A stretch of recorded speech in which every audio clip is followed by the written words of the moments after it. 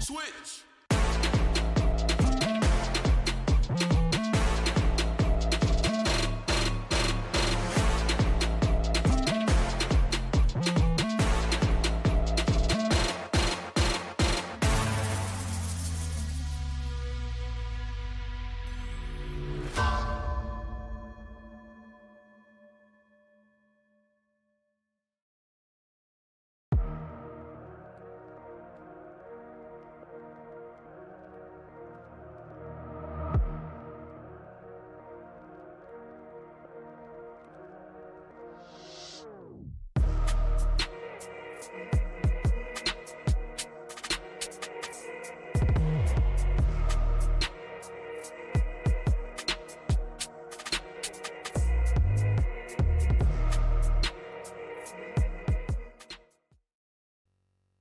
Congratulations, you finally made it to 4 p.m. You know what that means. Happy hour. It's time to kick back, relax, and dive into the world of sports with the Young and Norvelle Show. Whether you're catching up on the latest scores, analyzing the big plays, or gearing up for tonight's games, we've got you covered. So grab a cold one, settle in, and let's talk sports. Here they are, Patrick Young and Terry Norvelle.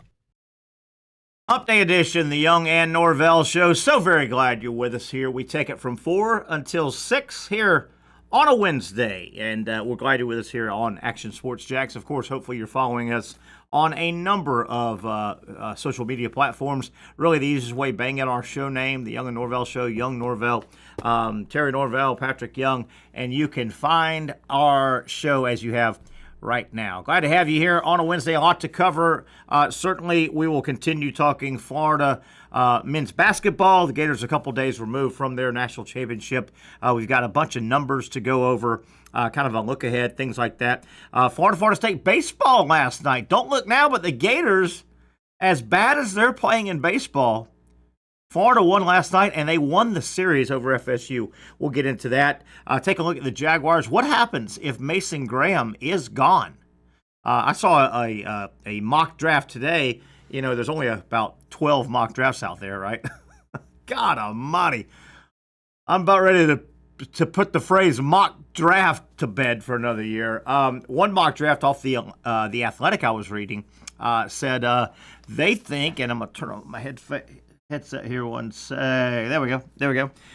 One mock draft I was reading from the Athletic, they were saying they wouldn't be surprised if the Giants at 3 grab Mason Graham. What would the Jaguars do? What will the Jaguars do at 5? We'll talk about that as we go. We've got Dr. Aaron Bates, sports medicine discussion. We're going to focus today with Dr. Bates on a couple of sports that are really taking off this time of year. Swimming. And I don't mean competitive swimming, I just mean recreational swimming. And we're all about to get back into the ocean and the pool and the lakes and the rivers, whatever you choose. The swimming motion, just a freestyle swimming motion, that is so non-natural to the construction of that shoulder, the human shoulder and arm. We'll talk about swimming, how risky that is, how stressful that is on the shoulder area. And also, we'll cover another water sport today with Dr. Aaron Bates, surfing.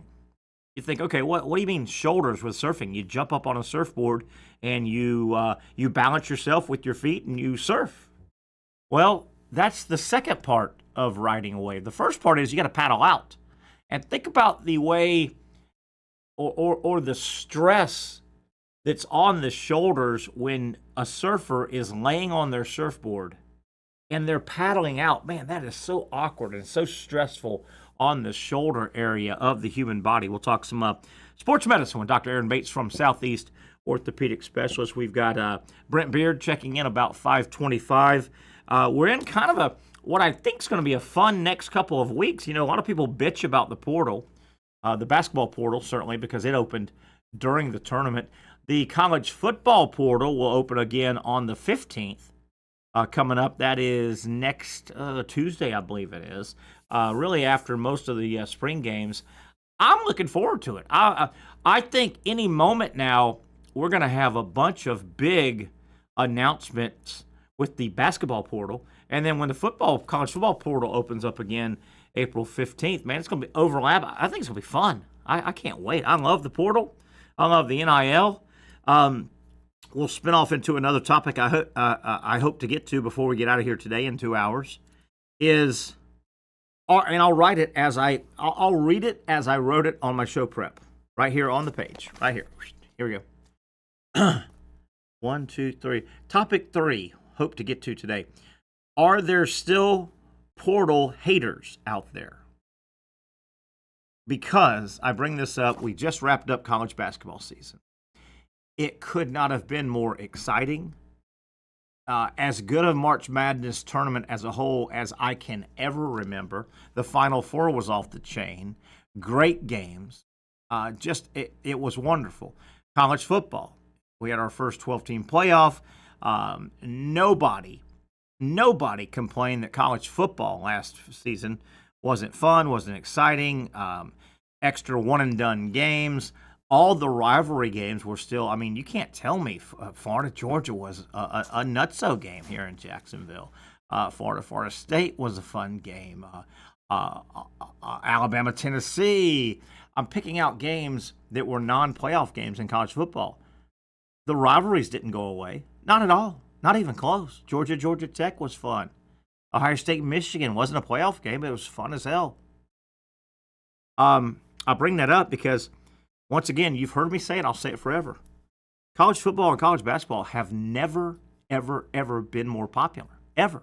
We're going to go over some college basketball numbers, TV numbers that will back this up. Are there still portal haters out there? I think college football and college basketball are in a incredibly strong position, strong place, and getting stronger. We also have got some miscellaneous crazy sports stories I want to get to, including, my goodness gracious, Gainesville, Florida. Okay, the location of the University of Florida, Gainesville, Florida. Zachary, as I welcome you in on a Wednesday, the state of Florida never disappoints, does it? And Florida man. Did you see the viral video? Monday night, Gators win the championship. It's pushing midnight. About 5 billion fans/students take to the streets of Gainesville, right? You know, they just take over streets. You've seen that at all these places. Yeah, I've definitely seen some of that. And you see, I'm assuming it's a student.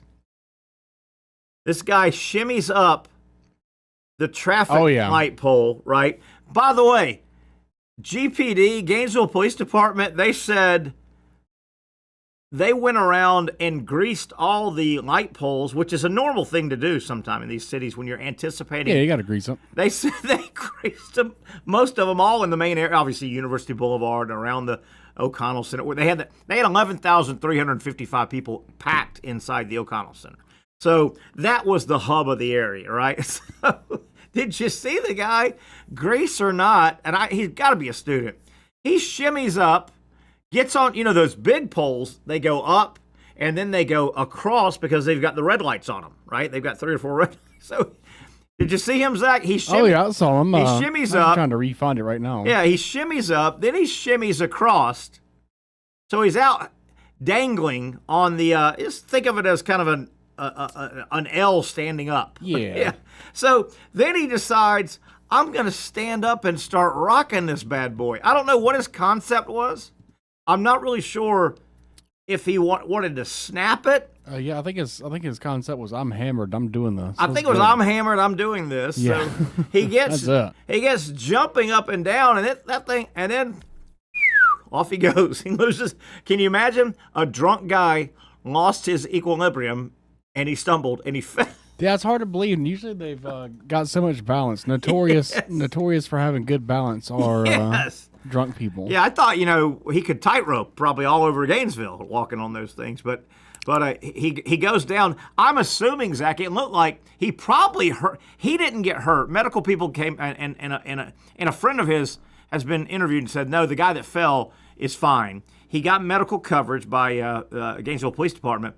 I would imagine, though, he fell on a bunch of people, right? There was people everywhere. He probably hurt the people he fell Yeah, I on. mean, I would think there would have had to have been, potentially. How Florida man is that, though? You know those Florida man games? They got to add that, man. You got to add the shimmy up the light pole contest, don't you? This guy. Oh, at the next Florida Man games? Oh, got yeah, to. for sure. Got to. Oh, Zach, what was this guy? This poor guy. Oh. And, you know, I'm glad I'm glad he's okay. Even though when people do stupid things like that, I have a hard time feeling sorry for them. If this guy had broken his neck or his back. Yeah. I mean, well, I get it. He's I wouldn't young. feel bad for. I would only feel bad if potentially they landed on and hurt someone else. Yeah. That's what I was worried about. That was. And here we go. I Here we managed go. to. Here we go. Take a look at this. Now there he is. pull Oh, down he goes, Florida man. Down goes Florida man. Oh my God! Can you re-rack it? There he is. Oh, yeah. He'd shimmied all the way. He's going to stand up now. See him? See him up there? They got a light on him. I mean, he did the hard part. Yeah, that's the hard part. He's been out there for a while, by the way. Now he goes, I'm going to get up. I'm standing up, man. I'm standing. They can't see me, I don't think. Let me rock the boat. Don't rock the boat, baby. Rock the boat. Don't tip the boat over. Look at me. I am the king of the world. What could happen? No. Oh! Yeah. Man down. Man down. I mean, what's super tough is that, I mean, of all the people that are in the crowd out there, basically 99% of them, if not all of them, are rooting for literally that to happen. I would Absolutely. be. Jump. Fall. Jump. Right? I mean, if I had a rock, I'd be throwing it at him. And imagine he did a triple backflip and just dismounted Oh, and my did a perfect God. landing. But you wonder, well, now at this point, what's he thinking? I mean, what's the plan? Is he like?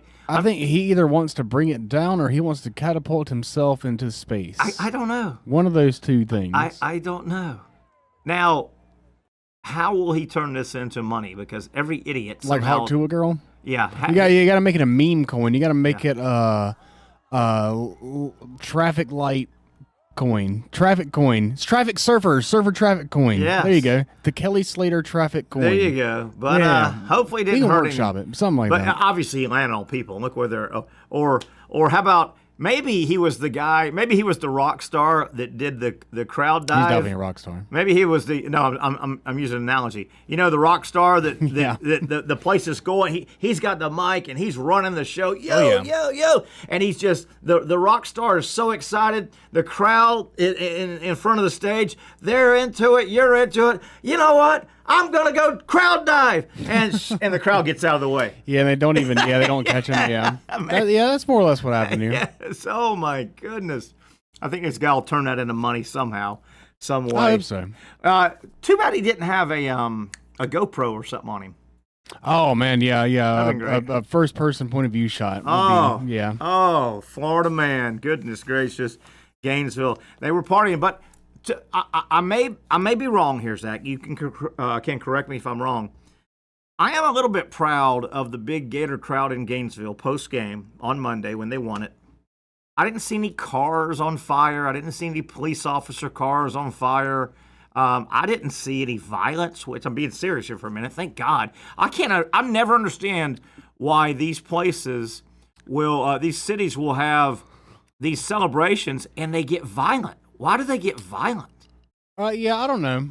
That's one of those discussions that we go through. Mob mentality kind of Yeah, thing. it's kind of sad that we've gotten to a point in society where that feels like you need a round of applause or a pat on the head I for know. not burning down your city. But Yeah. I mean, hey, Yeah. good for them. They act like they'd. But been there before. there is something about mob mentality.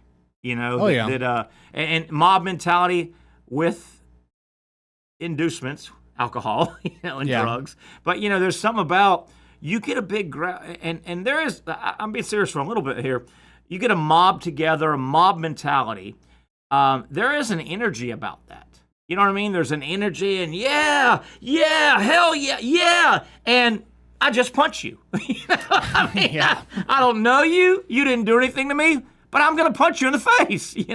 Yeah, once the ball gets rolling, it doesn't. It tends to just keep going in that direction, Yeah. not backwards. Yeah, I don't know. But Gators win Monday night. Zach, you and I haven't visited. Did you have Florida winning Monday? I can't remember. I did. Yeah. I did. Actually, I rode them I know we don't like to talk about our parlays, etc. No, we but can. I mean, I won $50 off the Gators. yeah, Monday. there you go. Yeah, I mean, I rode them throughout the whole tournament through a series of bets and parlays. So yeah, I was ready to see the Gators do it. I drank the orange and blue Kool-Aid. Attaboy. I did.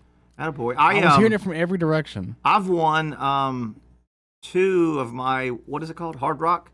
I won $116 off a $10 parlay. There you go. 4-leg. I think the final 4. No, it was the Elite 8. My final thing, I needed Tennessee to beat Kentucky by more than 5, and they did. So I put down 10, won 116, lost a couple of $5 wins, and then on Florida's championship game, I put 5. And you know what was a little bit strange, and you'll know this, Zach. I think we got we got Patrick. We got Pat. But Zach, in college sports, like Florida was the only college game the other night, so I played a little bit on Hard Rock. You can only do so much because you can't do player props on college. Yeah, it's hard to do like a 3 one of those parlays on it. You can only basically do the total one game you can only do so many bets, right? Yeah. It is hard to get over those because you're kind of limited in what you can do. Patrick, we welcome Patrick Young to the program. There he is. Hey, Pat, you saw we were just talking about, nice hat. God darn, I got to get one of those Gator Boy hats. That's nice. Hey, Zach and I were talking, and we had the video up. Did you see the guy on Monday night after the Gator win? The crowd spills out into the streets of Gainesville, and the one student, I guess, he shimmies up the light pole and goes across. Pat, Zach, if we play it again, can Pat see it? Yeah, he should be able to. Let me. I've seen it. Oh, you've seen it. Okay, you've seen it. And then he stands up to start shaking it, and my man goes down, man. He goes down, Patrick. I mean, yeah, duh. Yes.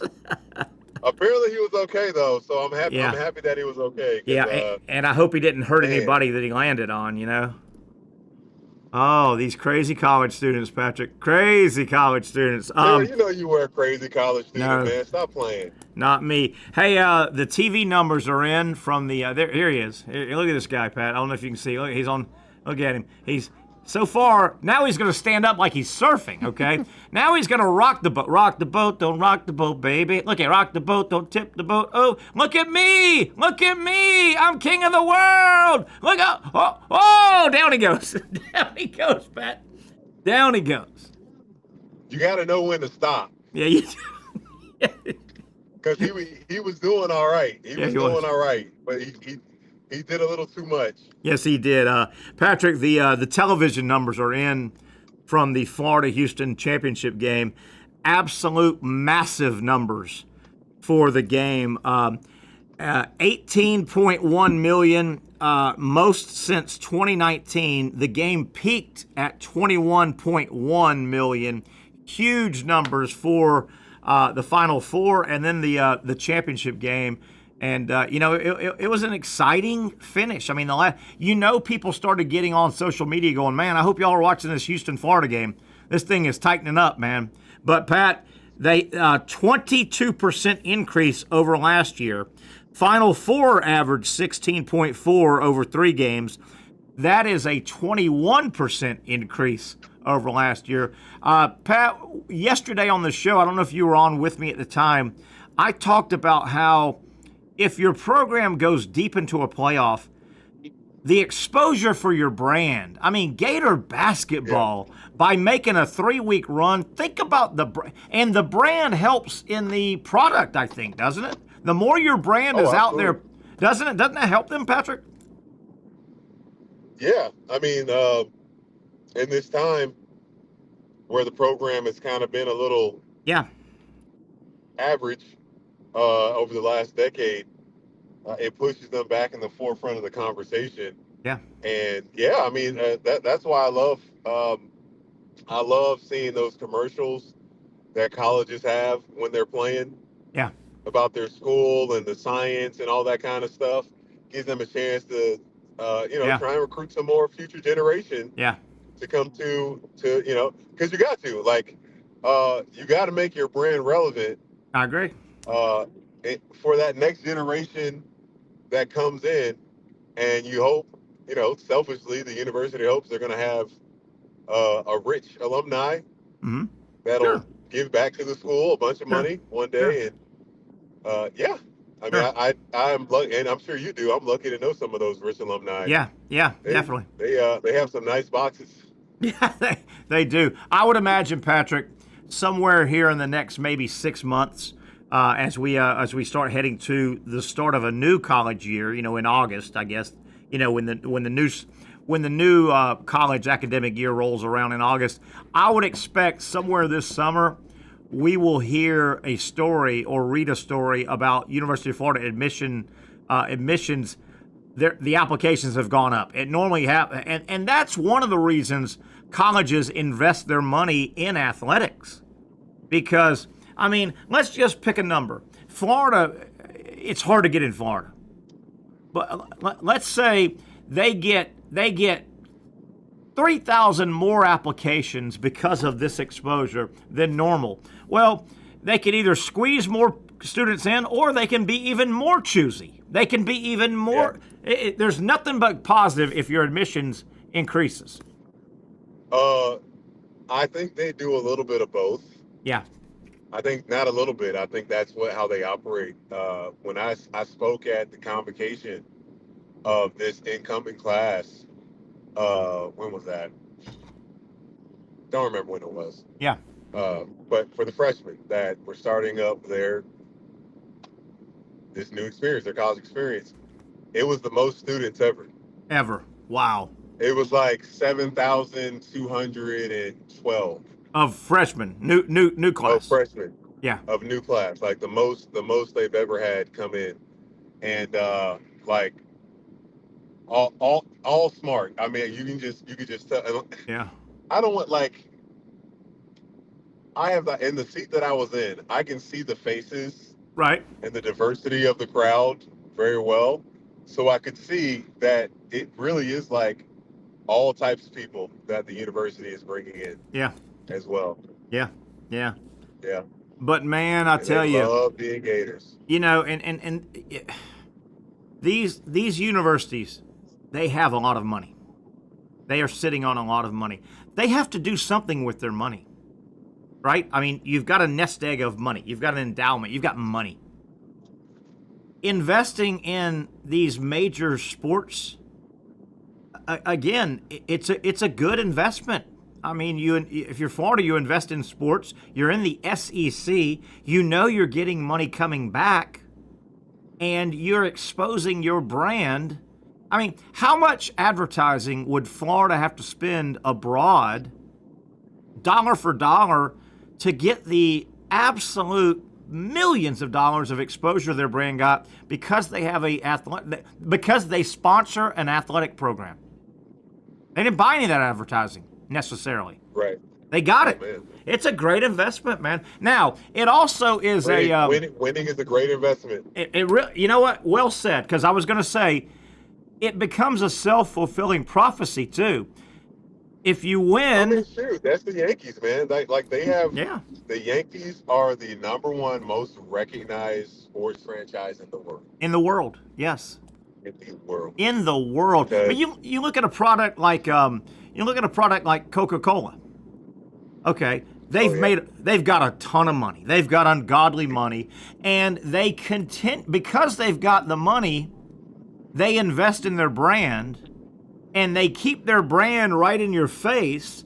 And by keeping the brand right in your face, that gets more sales. So it's a self-fulfilling prophecy. When you win big in college athletics, if you make it to the Final Four in football or basketball, you've gotten such brand exposure, it helps you stay on top. It's self-fulfilling. Well, Terry, it's the same thing as recruiting.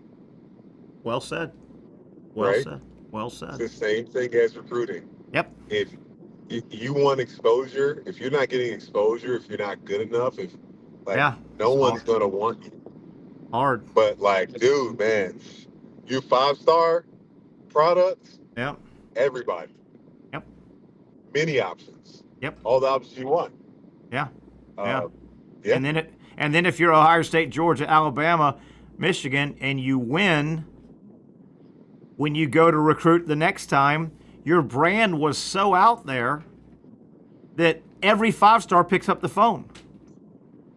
They pick And up dude, the I'll phone. tell you this too. I remember when I was getting recruited, Kansas had came off their championship, and it was kind of cold. Like when they would send recruiting mail, like it was a humble brag. Not a Nice. humble brag. It was a brag about like, Nice. you know, you want to be a part of this or Yeah. stuff like that. Yeah.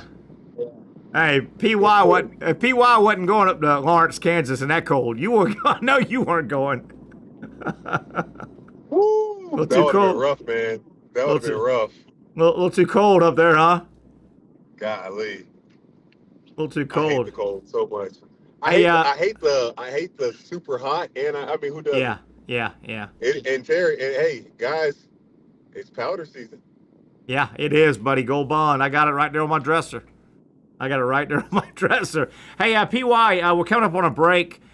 You may not know this time-wise, I'm going to ask you, but shouldn't we start hearing, not just Florida, but we pay attention to the Gators now, shouldn't we start hearing some portal signees? I mean, the portal's open. I mean, you got to put your roster together here in the next, 15, 20 days, I think it is. I think we'll start hearing some Florida portal stuff. Dang, really? I think, the portal's open right now. Football is going to open as well on the 15th. But the basketball portal's open right now.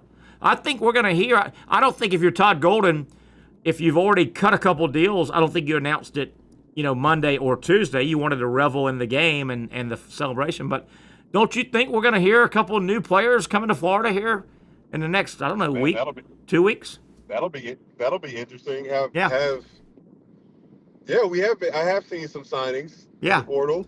There have been. Thus far, I saw on the women's side, South Carolina signed the girl from Florida State.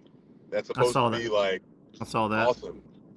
I haven't seen any. I think I saw one big sign. I see and they have had a few big time high school recruits. Yeah. Make some decisions, some late decisions. There have also been a couple of guys, I've named guys. Arkansas got hit pretty good. Calipari, Therio went to the draft. Boogie Fland, it looks like he might be moving. So there's movement. I think Florida's going to draft. I think moving. I think I read somewhere that Boogie Fland's getting out of Arkansas. Now Calipari's got about a 4-man class coming in from high school, but I think we're going to see some and read some portal stuff coming up. Kentucky's going to be completely different. Yes, Texas they are. A&M's lost 8 guys. Yeah. LSU's probably going to look. Man, LSU have they? Man, what's Matt McMahon got to do to get a good team? I don't know. That competes out there, man. Trey Johnson. What does LSU have to do to have like a competing program again? I know, and it sucks. SEC basketball is better when LSU's good. LSU's supposed to be good in basketball. They're supposed to be a tough out, aren't they? LSU's supposed to be good in basketball. You're right. Yeah, they're supposed to be good. That program is definitely supposed to the fact having Shaquille O'Neal in your program, it is disappointing that program. One of the most dominant players, and they've had Pistol Pete. Oh my gosh. Chris Jackson, remember Chris Jackson? Mahmed Abdul Rauf, he changed his name too. But Chris Jackson was really good. Texas, Trey Johnson announced NBA today. He'll take he's ready. He's a good player, man. Yeah, he's a good ready. player. Yeah. Hey, I don't remember this. You would remember this. And I want to read. I got the book. Dale Brown. What's your opinion on him? I loved him. I love Dale Brown. Really did. I thought he was a player's coach. He loved being just a little bit of the underdog. He liked chasing Kentucky and Indiana. And he had some good teams, man. He had some good teams at LSU. They were fun when he was there. What do you think of him? Well, I don't know, because I want to read this book or watch a documentary or something, but I know that he had a lot of fights with the NCAA. Yeah. I saw one of them. Yeah. But he helped pave the way for just their, I don't even want to, what do you want to describe this? I mean, I think this is evil. One of his players had cancer. Mm-hmm. And the kid's dying requests that year, they had like some type of banquet for him. He wanted all his best friends to be there. Right. And two of his best friends were on the basketball team. And the NCAA said, no, they can't go. I got you. Oof. And Dale Brown said, F you guys. Yeah. They're going. Yeah. It's not the right thing. Because it was like they would have needed a flight in a hotel or something like that. But it was not an impermissible benefit of them getting more skill, or they were going to their dying friends like last will. And the NCAA's like, no. No. When you get into that book, I'm assuming that book, if it's about Dale Brown, and if it went is he still alive? I'm not sure if he's still alive or not. I'm not sure. But I'm sure. Dead. Dead. Doorknob. Alive. That book, if it's Dale Brown, a book about Dale Brown, you should have a pretty good chapter on how he discovered Shaquille O'Neal. I won't tell you any more about it, but it's a good story. You'll like it. They also, Dale Brown and Shaq have a 30 for 30 that's real good. It's about their relationship. It's really good. But that book you're reading should have a... Did they have a good relationship? Yes, extremely. And if Dale Brown's still alive, still close. Very, very close. Very, very close. So Shaq will admit that he was a bit of a knucklehead when he was 18, 19, 20, 21. He's also 7'1", 300 pounds, and, just this unbelievable superstar. It's unbelievable force. Yeah, but you'll enjoy when you get to the part of the book where how and where Dale Brown found Shaquille O'Neal and how he recruited him. You're going to like it. You're going to like it a lot. Stay with us, Pat. We'll take a first break here. We're a little bit late. Want to get into, on the other side, man, Gator athletics have kicked Florida State to sleep this year. We'll talk about that, man. Gators, Seminoles, it's been a one-sided battle, and that doesn't bode well for FSU because Gator football and Gator baseball aren't exactly ruling the roost right now, but they're still handling FSU. Tough time right now for FSU athletics. We'll dive into that with that guy, Patrick Young. I'm Terry Norvelle. Stay with us right here on the Young and Norvelle Show, Action Sports Jags.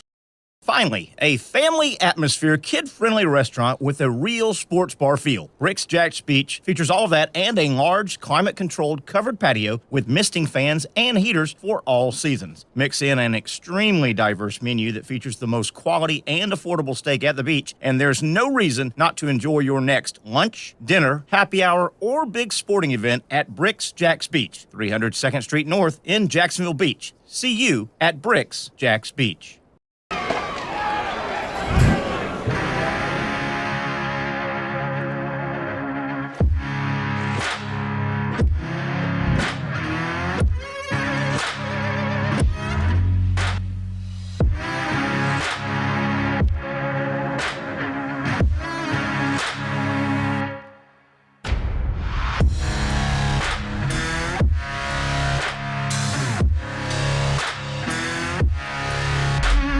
For over 20 years, Southeast Orthopedic Specialists has been providing the highest level of orthopedic and spine care to patients throughout Northeast Florida. Now, we're making that same great care even more convenient with Southeast Orthopedic Specialists Direct, a walk-in clinic where you can be seen for pain or injuries with no appointment needed. Staffed by orthopedic physicians and specialists, we offer everything from diagnosis and treatment to imaging and bracing, all with no appointment needed. For more information, hours, and locations, visit our website.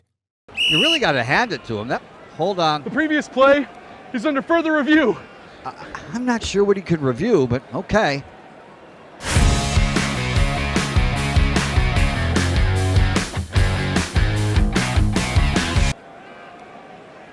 Sure has been a while. Dine in at Hurricane Grill and Wings for the football season. Well, there he is. Oh, what is that? Hey everyone, Olivia Tasley here from Action Sports Jax to tell you all the different ways you can watch our new 24/7 network. 3 easy steps. You don't even need a pen and paper to write it down. Step number 1, download the app. Search Action News Jax in your app store either on your phone or your smart TV. Then, once you're on the app, click on that little drop-down menu in the upper left-hand corner with the 3 little lines. That'll show you these options, and boom, right here, click Action Sports Jax 24/7, and you will be brought to our continuous stream Stream channel.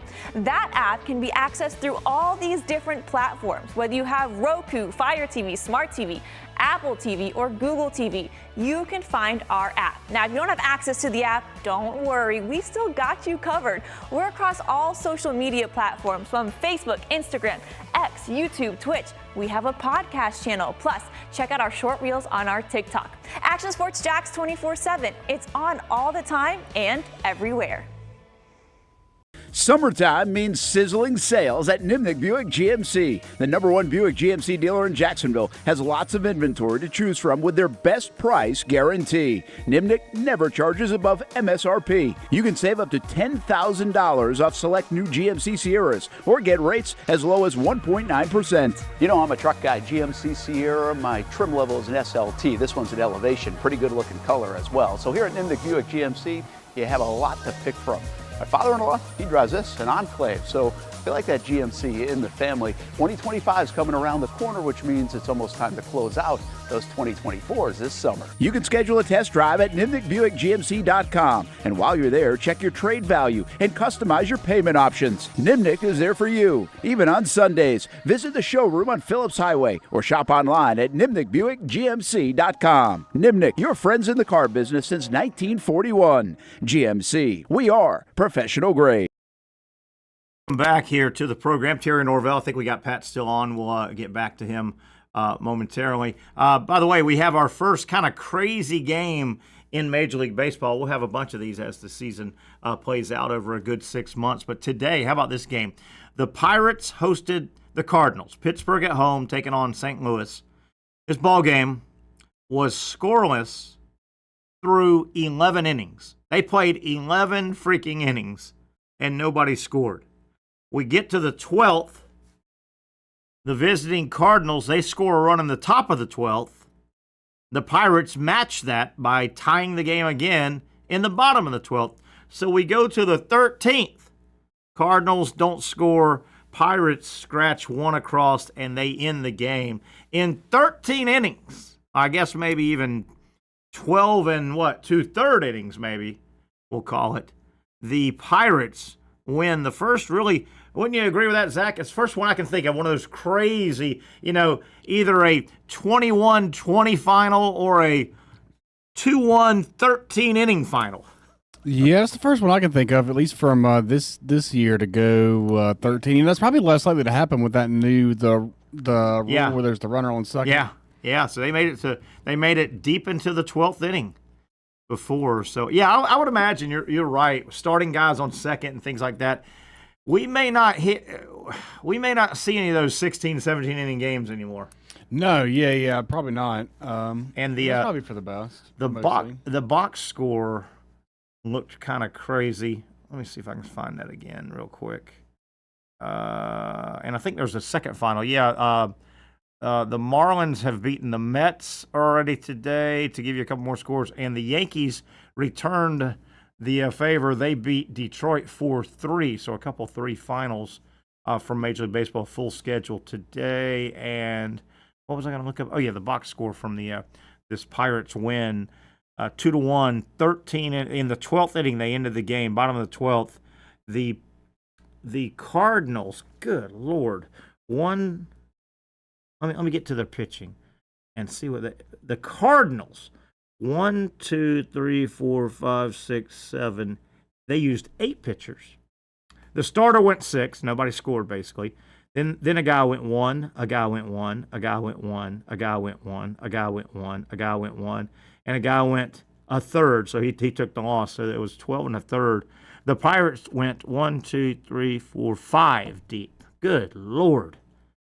And let me see if I'm too lazy to look this up. If this is a getaway game, that's one thing. But, man, if it's not, if you're playing the next day, tomorrow, you don't want. Yeah. Hopefully it'll be a getaway. They'll travel Thursday, get settled, and play their new, Friday, Saturday, Sunday series. But, a lot of pitching, boys. A lot of pitching. I don't think we have Patrick, but I wanted to get to the Florida State Athletic. Man, it sounds like I'm always bashing FSU, but man, They are fairly common. Well, team, yeah. am I bashing FSU or just telling you the facts? Just reporting the news. I mean, they're 2-10 in football. They haven't been relevant going in their second year. Basketball was a disaster. They've gotten rid of their coach. Baseball, they've got the right coach, and I think we got Pat back on. I believe we do. Pat, you there? Yeah. Hey, Pat, we were just introducing this segment about Florida State, and I hate that it seems like you and I, or mainly me, we always bash FSU athletics, but what a downtime for FSU athletics. Florida beat them this year in football.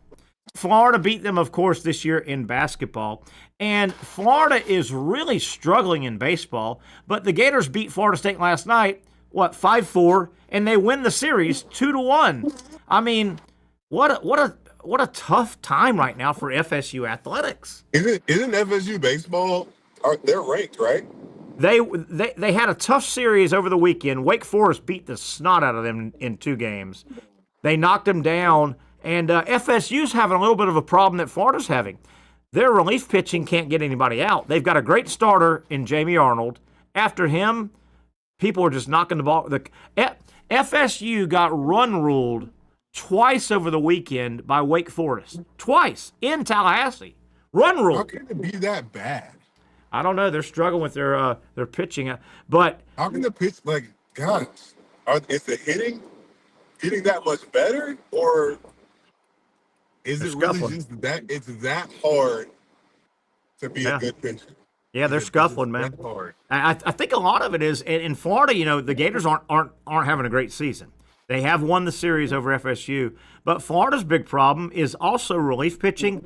They just can't throw strikes.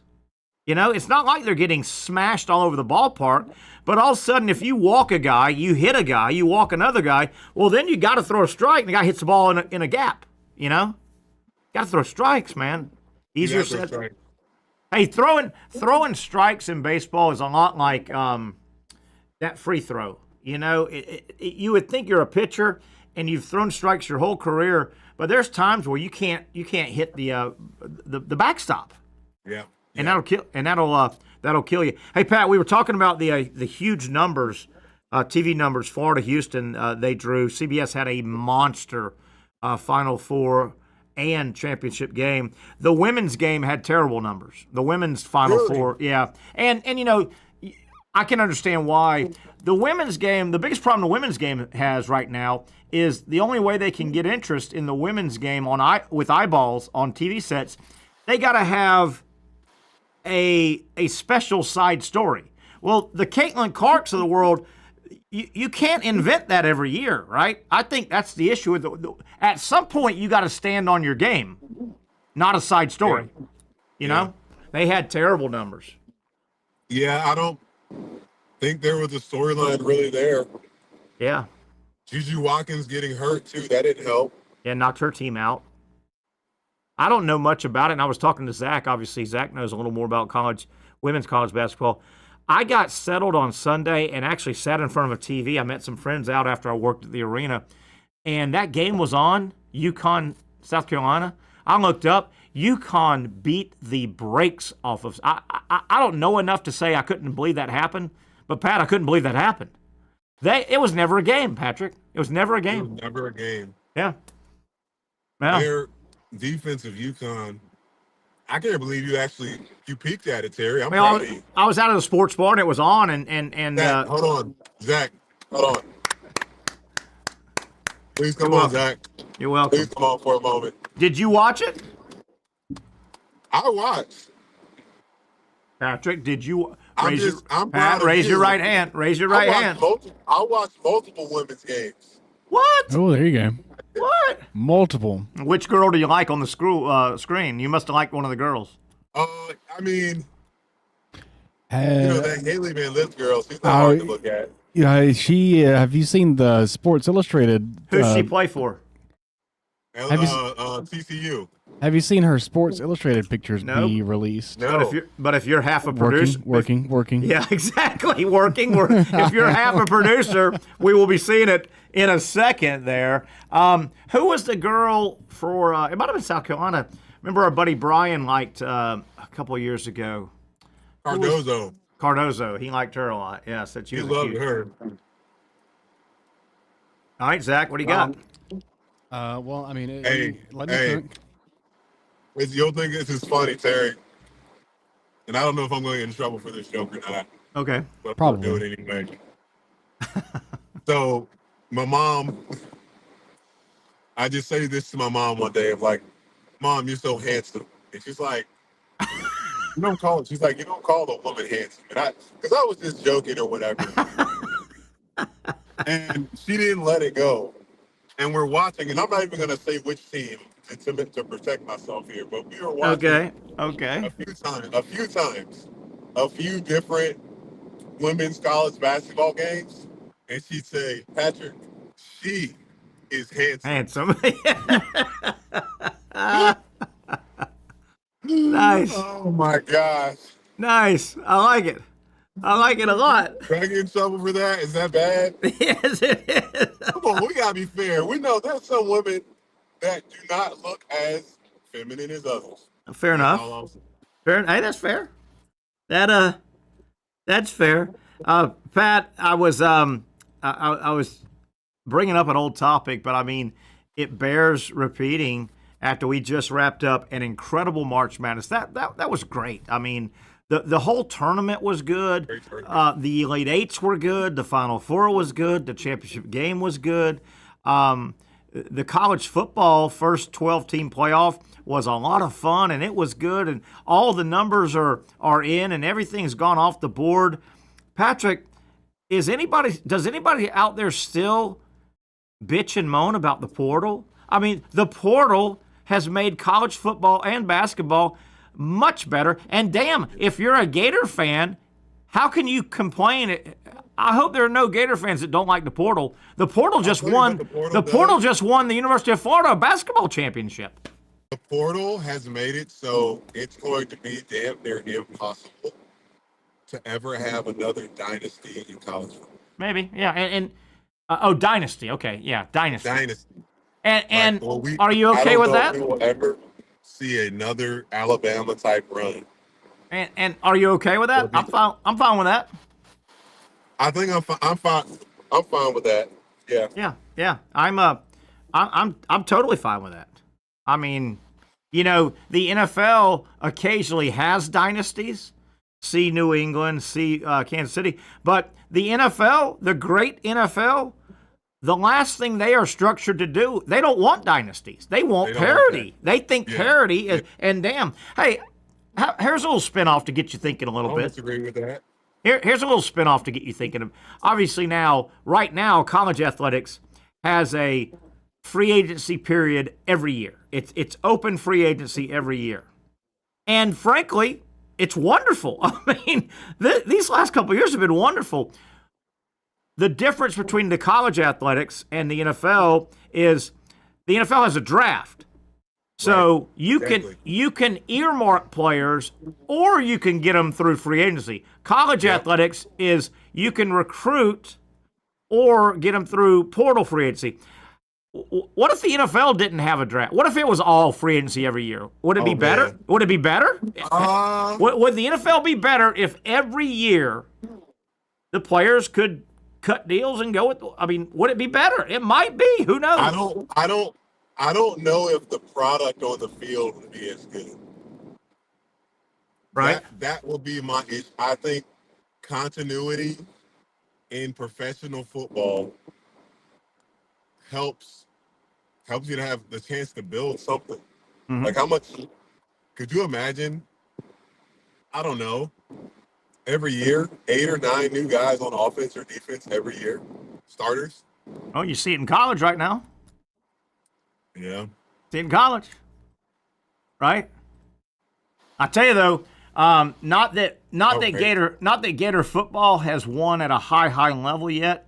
But where would Gator football be without the portal? Gator basketball would not have won a title 2 nights ago without the portal. Right. Not even close. I don't know. I think all the portal haters. That's something to think about, Terry. That's something to think about. No, that's a really good thought. Every now and then you come up with something that's pretty good. Every now and then. You got to be open-minded to the portal, and you've also got to be open-minded to NIL because due to NIL, we're able to get these collaborations with Sports Illustrated, and we're able to see things like the Haley Van Lith Sports Illustrated swimsuit. As you know, I may potentially be stuttering over some words. Oh, look at us. Oh, yeah. Young man's game. Oh, my, oh, my, oh, my. Boy, she is eating her. That girl eats her vegetables. You can tell. She eats her vegetables, man. Now, who does she play for? She bounced around. She played at TCU this year. Okay. Go Horned Frogs. Go Horny Frog. I mean, a Horned Frog. I see a Horned Frog right now. Yes, I was going to say. Okay. Terry Likey now. Texas Christian University. Yeah. She's doing that, representing Texas Christian University? Yeah. Yeah. You horny frog. I mean, Horned Frogs. They're the Horned Frogs, you know. Zach, I mean, I'm going to say what Patrick's thinking right now. Is that the only photo you have of her? Well, you know, I had quite a few to choose from, but it was the one that I felt like was the best. Yeah. I mean, look, there was you could call it a greatest hits of photos out there. I mean, none of them are bad. What's her name again? Say her name. Haley Van Lith. Van Lith. Megastar. Van Dam. Van Wow. Does she have like a high-profile boyfriend like Livy Dunn, Paul Skeens kind of thing? Not that I know of, but I would imagine that she has offers. Yeah, you would think. Yeah. So, Pat, you've known of her. Yeah. So she must look pretty good in her. I thought she was I saw her first at LSU and thought she was a cutie. Oh, she was at LSU before? Yeah, she transferred. I think she transferred more than once. She was at Louisville. Yeah. So she gets her. Day. So are you saying she gets around? All right. I don't know about that. Just asking a question. Gosh darn. All right. Sounds like she gets around. Has she ever heard of Jacksonville University? Yeah, I don't know. She might be a little too prestigious for that. You shut your filthy mouth. Hey, we've got graduated, man. Hey, we've got a women's beach volleyball team that I think she should go try out for. She's got the uniform on. She'd probably make it. She would make it. She's the number one player. She's not that tall. She's 5'8".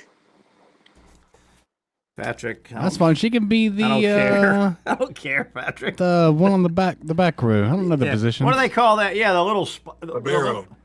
Librero. I literally will go to my grave not understanding the librero of volleyball. You know, the one that wears a different uniform. Yeah. And is a player, but is not a player. But it's on the court, but is not. You know what I mean? They only do defense. They're only defense. But isn't the whole thing offense and defense? So they can't hit it over the net. I don't know. That's what I'm asking. I'm going to go to my grave not knowing. Patrick their role is to be the last line of defense for all spikes and backhits. Now, how do you know this? They never score. How the hell do you know this, Patrick? My stepdaughter. She plays volleyball. Okay, there you go. And the librero, whatever, that person wears a different uniform, right? Yeah, I don't know why. That doesn't seem necessary, right? Because she must get to do something special, or can't do something, or something to help the referees, I guess. I don't know. Pat, did you and I talk about there were 11,355 people crammed into the O-Dome? They had to close the doors. Did we talk about that for the watch party the other night? No, we did. Patrick, 11. The O-Dome was totally sold out.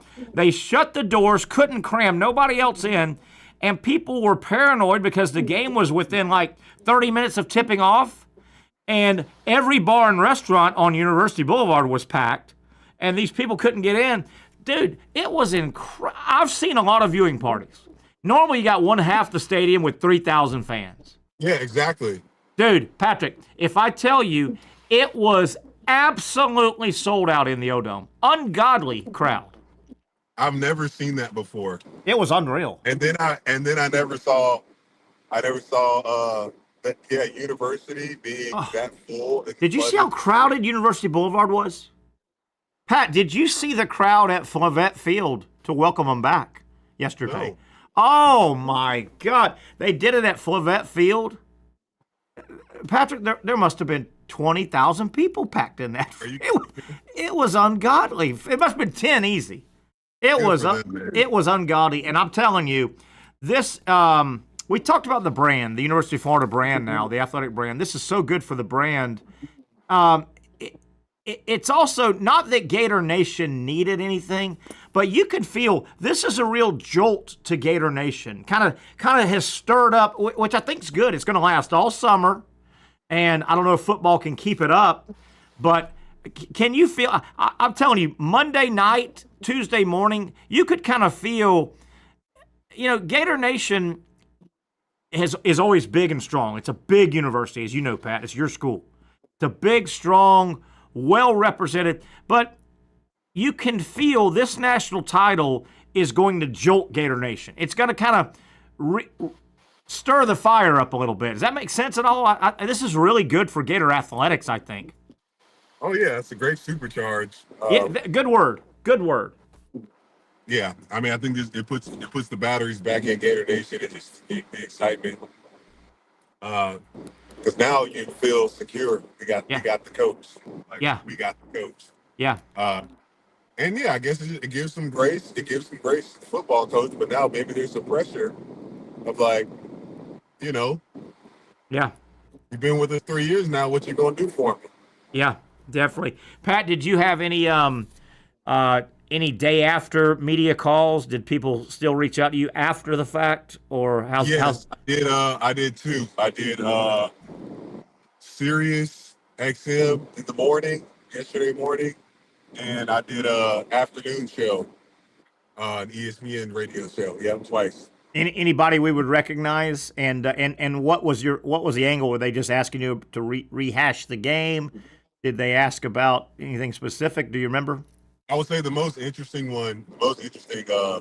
interview is going to be the first one with Alyssa Ling and Peter Burns. Okay. First thing they were wagering on, because I called them. They called me at 10, and their show gets off at 11. Is Chris Doering going to call them before 11 a.m. before their show is over? Because they're tight with Chris Doering, and you knew that he had a great time celebrating. Oh, did he? Oh my! Then they just asked some really good questions, man. Like, what's the focus? How do you rebuild? How do they rebuild? Yeah. What's the, Peter has this thing of, he says, I give you now after winning a national championship, you get 2 years of grace for your fan base. Which I thought was interesting. I brought up, but then I just thought this Florida team didn't play their best, and they are national champions. Yeah. Pat, before we take the top of the hour break, of the four bigs, obviously, you know the four: Reuben, Hanlogden, Houck, and Condon. If you had to guess, how many come back of the four bigs? 1, 2, 0, 1, 2, 3, or 4. Tough. It's tough. I mean, I don't see why all four of them wouldn't come back. I'm with you. I would say 4. I think all four come back. I don't see why all four wouldn't come back. Now, does that send Sam Alexis back to the portal? Probably. Wouldn't you think Alexis would probably go to the portal? That's possible. Yeah. But I'm with you. I think all four bigs come back. We know Aberdeen, I think, is coming back. Right there, that core right there, I think you could do a lot of damage with that core. I think that core right there. I don't really think Clavshar's I'm not sure. Yeah. Or even the Lithuanian kid that's a sophomore now. I'm with you. Maybe the kid Orlando Brown or Isaiah Brown. Yeah. Isaiah Brown, I like what he's shown, but he hasn't played enough. And they got 3 high school signees too coming in. CJ Ingram, they think will find some playing time no matter what. I'm making this statement right now. If Aberdeen comes back, and I think it will, I'm with you. I think Clavshar probably is asked to go find a new home. We'll help you find a new home. You're not going to play a lot here. I think they'll tell him that, and that's just my guess. I'm going to make this statement now. If Denzel Aberdeen next year is still on the team, and I think he will be, if he increases his minutes as a 1 or a 2 guard, and sometime a 3, you never know. He could play the 3 in certain lineups. I'm going to comment that if Aberdeen averages 25-ish minutes, 25 to 30, I think he's a 15-point-a-game guy. I think he is a scorer. I think that guy knows how to put the ball in the basket. Yeah. I think without a doubt he's a scorer. He's probably not going to be a high assist guy. Maybe not. But he will. I think he'll be. But I think he's great if Coach Gold gets another alpha like Walter. I think he'll be just fine because he does get a lot of catch and shoot opportunities. Yep, and he drives well. He drives the lane well, and he's bigger than people. I still don't think people realize he's 6'4" and he's long. He's a long arm 6'4". Long arm 6'4". All right, Pat, let's wrap up our number one. We'll have Dr. Bates. We're going to talk a little swimming and surfing on the other side with Dr. Bates from Southeast Orthopedic Specialist. He specializes, obviously, he's an orthopedic surgeon, ankles, knees, and shoulders. But, Pat, he told me a week or so ago he does more shoulders than ankles and knees. And that got me thinking, we're in shoulder season, swimming and surfing, paddling out, bad on the shoulders. We'll talk some sports medicine on the other side with surf? Dr. I don't, but a lot of people do. I don't surf, man. I don't like deep water. Deep water gives me the heebie-jeebies. You like deep? I don't like deep water, Pat. No, I don't like deep water either. Yeah, I'm good without. Yeah. All right, we're talking some sports medicine on the other side. We'll kick off hour number 2, Hump Day edition, fun Wednesday edition, the Young and Norvelle Show. Stay with us. We'll be back after this quick timeout. Finally, a family atmosphere, kid-friendly restaurant with a real sports bar feel. Rick's Jags Beach features all of that and a large, climate-controlled covered patio with misting fans and heaters for all seasons. Mix in an extremely diverse menu that features the most quality and affordable steak at the beach, and there's no reason not to enjoy your next lunch, dinner, happy hour, or big sporting event at Rick's Jags Beach, 300 2nd Street North in Jacksonville Beach. See you at Rick's Jags Beach.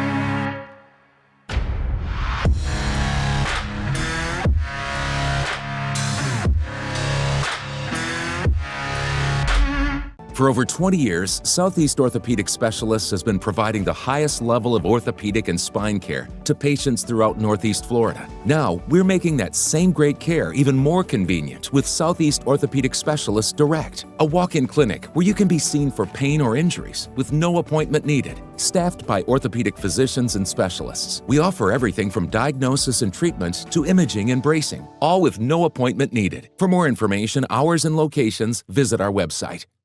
You really got to hand it to him. Hold on. The previous play is under further review. I'm not sure what he could review, but okay.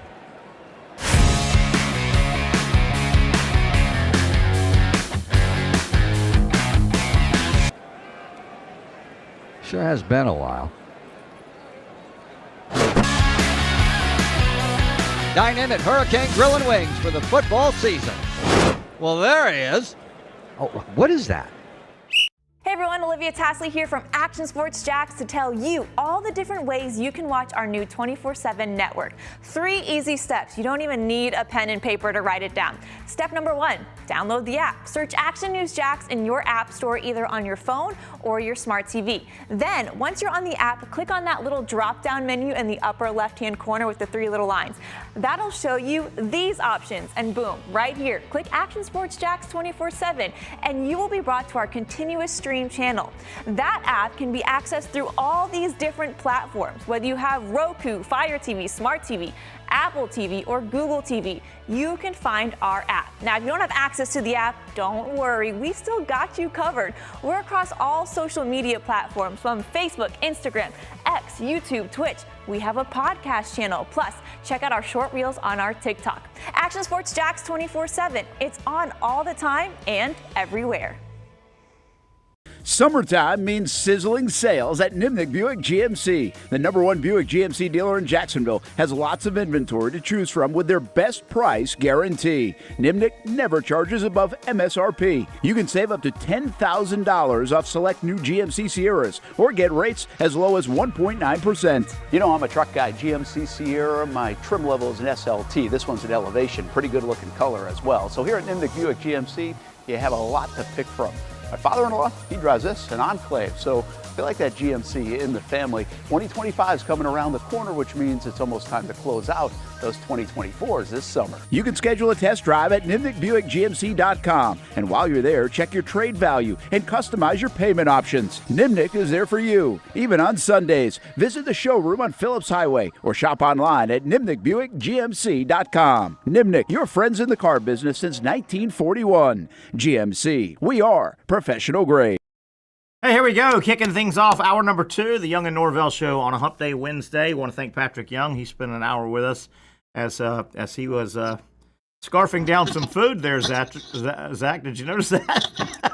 Patrick, yeah, he'll eat some food on you now. He always finds one way or another to get the food in, yeah. He'll eat some food on you there. So, hungry growing boy, that Patrick Young. We've kicked him out, and I think we're welcoming Dr. Aaron Bates. You know him from Southeast Orthopedic Specialist, our buddy who joins us on Wednesdays. Doc, got some seasonal activities, some seasonal sports I want to ask you about. Where we're at on the calendar, warm weather now. People are starting to swim. We're about to jump in the ocean, the pool, the river, the lake. Swimming, Doc. You told me a couple weeks ago that you do more shoulders than knees or ankles. Is that right? Yeah, I mean, I do shoulders and knees. Probably I see more and do more shoulders. It's just how they come. Yeah. Got me thinking where we're at in the season. We're all about to start swimming again, right? I mean, the weather's warming up. We're going to be in the ocean. We're going to be in the lakes. We're going to be in the pools. That just the freestyle swim. That's got to be such an awkward, unnatural. You know, you're just awkward when you're swimming. Am I onto something here? And then you've got the water. You got the resistance of the water. Is swimming bad for that area of the body? In a weird way. In general, swimming is actually a good exercise. It's a good low impact exercise. It's a full body exercise, and it's a very controlled motion. It's not a violent act like throwing or throwing motion. And so typical injuries that you see are mostly overuse injuries, like rotator cuff strains and things like that. Maybe neck strains because of breathing, trying to breathe and turn your head either way if you're doing it for long periods of time. Sometimes, hip injuries or overuse, hip strains or things like that because of kicking for long periods of time. But in general, I mean, it's a pretty safe and good exercise for folks that have things like arthritis, and things like that can keep the joints mobile. And it's very smooth and it's not, and it's low impact. It just seems like that motion is an impingement waiting to happen, kind of that, and I don't know, maybe I'm reading too much.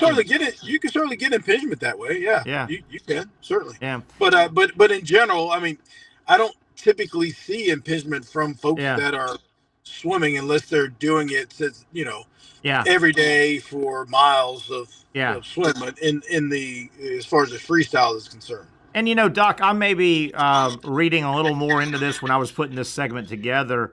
From myself, maybe I'm reading into it more Terry than the general public because I mean you and I we know each other. I'm a short, squatty. I don't know what you call me, but I've always my shoulder area.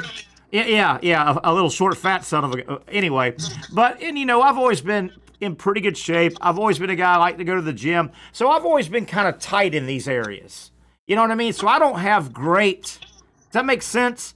And that swimming motion to me, I'm thick and tight in here, and I'm not loosey goosey in there. Maybe I'm overreading that by my own, my own not self. Really, but I mean, I think somebody like you, I think swimming can really help.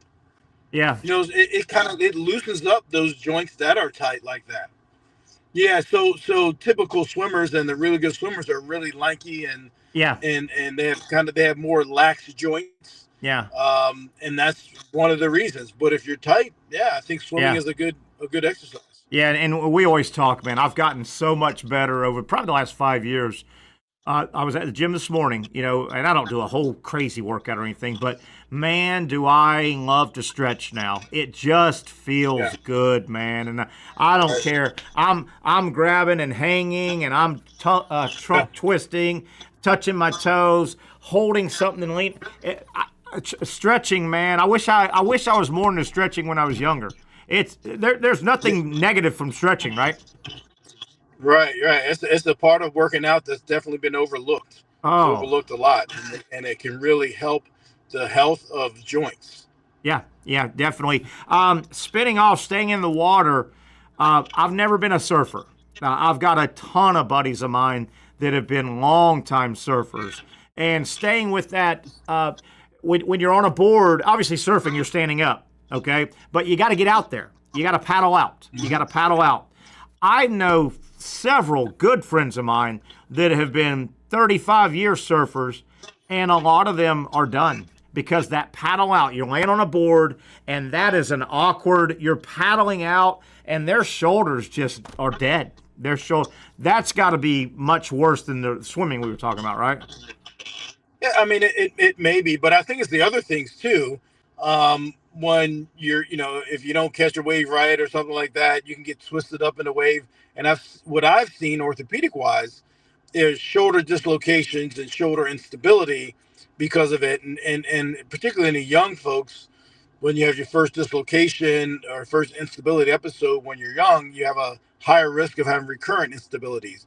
And so if they don't come in and get the necessary rehab or whatever, and they still try to get out and surf, well, then that can become an issue.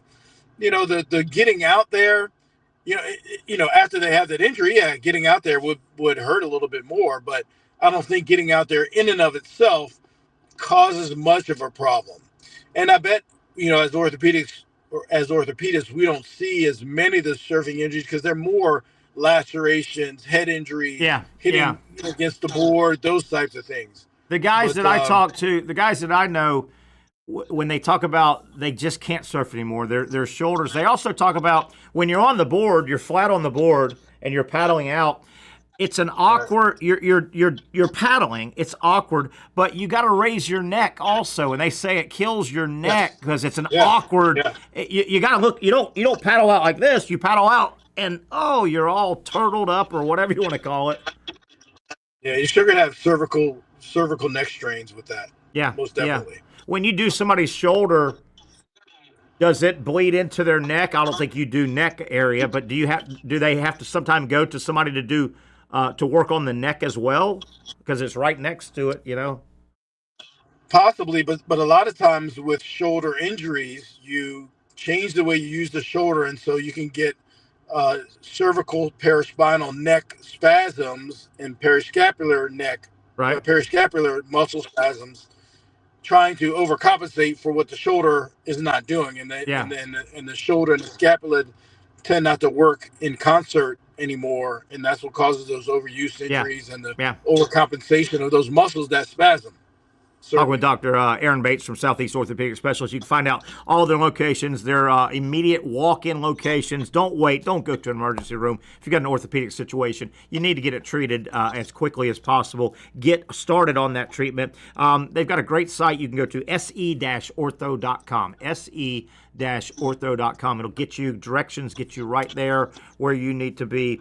Check it out if you or somebody you know has orthopedic needs, se-ortho.com. Doc, I don't think I've ever asked you this question, and it's probably unanswerable officially, but on your, let's just say a shoulder, a standard, you're in there fixing somebody's shoulder. How long is that surgery? Is that multiple hours? Is it hard to answer that question? How long would something like that last?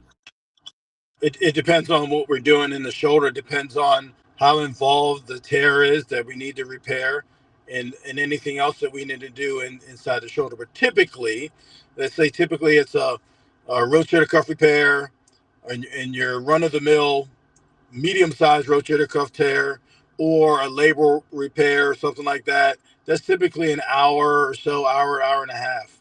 But people take different time to do different things. But for me, it's typically an hour to hour and a half. And is that full everything you do? Is it full anesthesia or is it local? Nothing General local. anesthesia.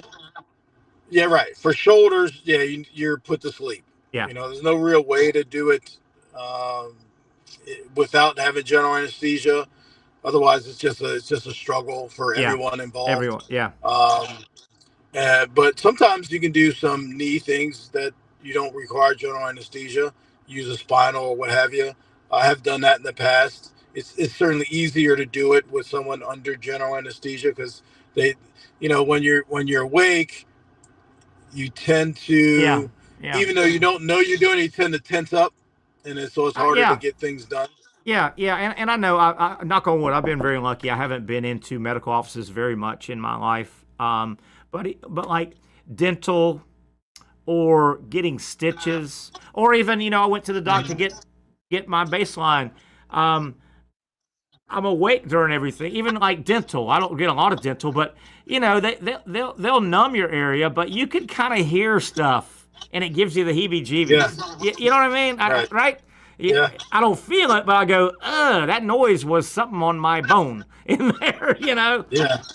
And is that what you're talking about? If they're awake, it can kind of spook you a little bit. Yeah, but and people don't think they're reacting to it, but they are. Yeah. Or they're kind of in twilight, so they know something's going on, but don't really know anything's going on, but don't really follow instructions very well. There you go. And move around more than they really need to, and so it can be difficult to accomplish what you're trying to accomplish in a case. How many people are on your team in the room assisting roughly on a standard shoulder? So typically I have one assistant, either nurse practitioner or PA, and then we have a surgical tech, one or two surgical techs involved. So 3 or 4. Yeah, and the patient has to do the whole no solid food and all that the day before. Yeah, right. All that standard. After midnight, nothing to eat or drink after midnight. Yeah, that whole the whole standard thing. Well, Doc, I just wanted to talk about. I know people are getting in the water, man. It's water time. Certainly, we should not talk about water and injuries without saying, man, know where you're diving. Know what is in there. Man, know where you're diving. I'm not a big deep water guy. I mean, I'm fine jumping in and out of a pool, and I'm fine wading out into the ocean to cool off. I'm not a deep water guy, and I've never been I don't like rivers and lakes. I don't like stagnant, dark, kind of murky water. So, and those things you want to see what you're swimming in, huh? Yeah, and those, the rivers and lakes, I don't think what's, are you diving into a tree that's knocked down under there? Right.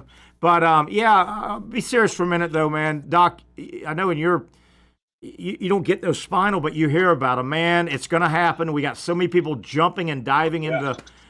Know where you're diving, man. Know where you're diving, exactly. And know where your children are diving. All right, Doc. Few minutes left. What'd you think Monday night? What a game! What a game! What'd you think? Man, I think UF beat them at their own game. They really did. They came out and played defense in the second half, and were able to come back even with Clayton not having a great first half. And they were resilient because I didn't think that was going to happen. Although they've been doing it all, the whole tournament. Yeah, they get down and I don't know if they're coming back, and they ended up finding a way. So they had a great season, great tournament. It's a great team. Yeah, I picked them to win the whole thing. Same here. Kind of reluctantly, but I picked them to win the whole thing, and they showed out. Did you win any doctor money out of that pick, or? No, can you say? I lost too many games before. Yeah. So. You're right though. Florida made a bunch of comebacks. They never quit all year. They never got flustered. But I tell you, man, you're not supposed to come back from 12 against Houston the way they play defense. And Doc, you must have. I don't know if you've seen them much in the tournament. They really play defense at another level. Yeah. They get in your jersey, man. Yeah. They make every pass hard, everything on the perimeter, and you're just not supposed to come back on 12 points with those guys. and they never stop. I mean, it's all they game. don't. You know, I saw an Instagram post about Houston, and that someone said that they train so hard, and Kelvin Sampson gets them in such good condition that their average mile. I heard that. Oh. Running a mile at 5 minutes and 14 seconds or something like that. Across the board, all their roster. Oh yeah, the average. That's the average across the board for every basketball player on the Houston Cougars. That's ridiculous. That is absolutely ridiculous. I thought there was a lot of irony in that game also, particularly the last play of the game. The Houston guy wanted to take a three. Clayton closed out on him, and he closed out on the side as to not foul him, because that would have been easy to blow a whistle there too. You know, so he closes out, drops the ball, and Alex Condon dives on the ball, as you saw, and Houston takes great pride in, if there's a loose ball in the arena, they get every loose ball. They take they drill that, and here's Florida making a Houston-type play to finish the game. Wow, hell of a tournament.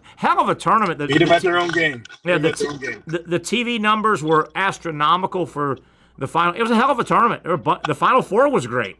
The final game was great. Yeah, you know? Right. A lot of fun. How's Maryland? I think the committee put together a good tournament. You know. Yeah. And so, you know, when the committee kind of gets it right, then it's going to get a lot of viewing. We all benefited. We all benefited, I think, because they did get it right. Exactly. All right, Doc, how's your shoulder coming along? I always ask. How's your rotator coming? How's yours? Well, it's going very well.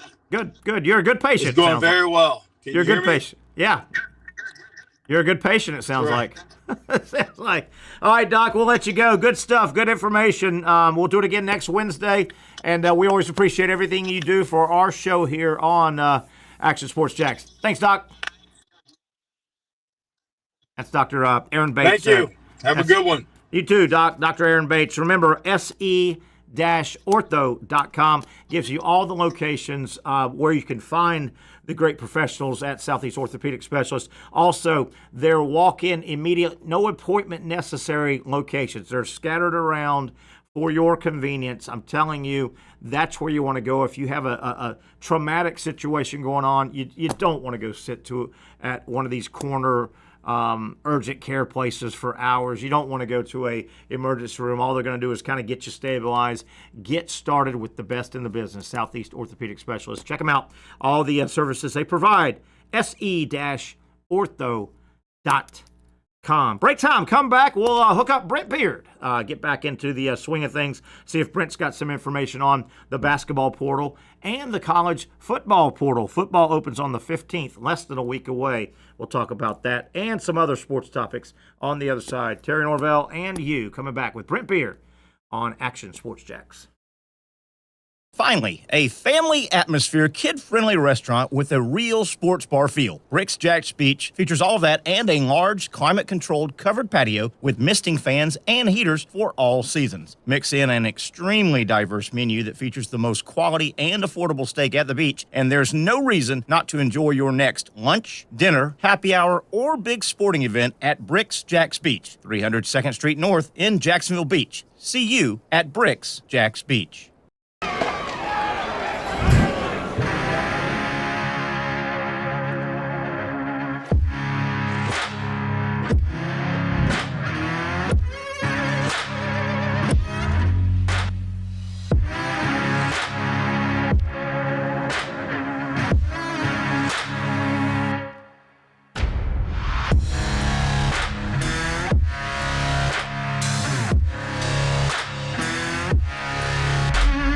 For over 20 years, Southeast Orthopedic Specialists has been providing the highest level of orthopedic and spine care to patients throughout Northeast Florida. Now, we're making that same great care even more convenient with Southeast Orthopedic Specialists Direct, a walk-in clinic where you can be seen for pain or injuries with no appointment needed. Staffed by orthopedic physicians and specialists, we offer everything from diagnosis and treatment to imaging and bracing, all with no appointment needed. For more information, hours, and locations, visit our website.